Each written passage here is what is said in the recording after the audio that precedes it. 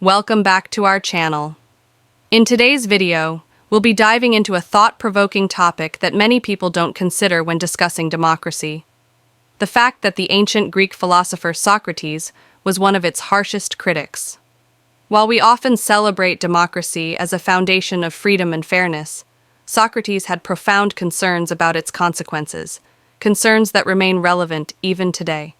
We'll explore why Socrates believed democracy could be dangerous, how he compared it to the selection of leaders, and what his criticisms mean for us in the modern world.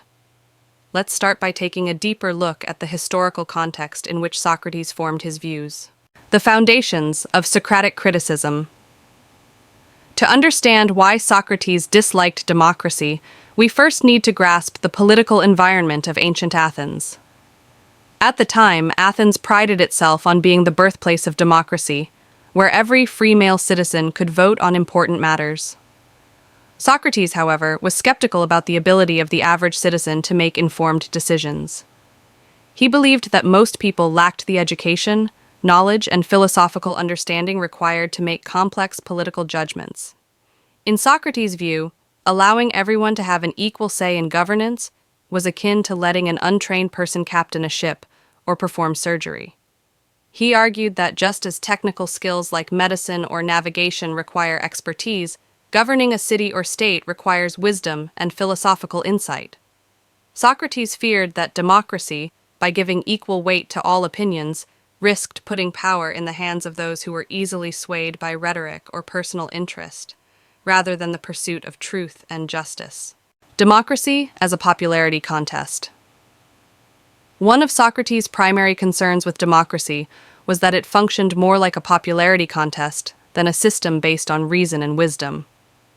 In a democratic system, leaders are often elected based on their ability to appeal to the masses, rather than their competence in making decisions for the greater good.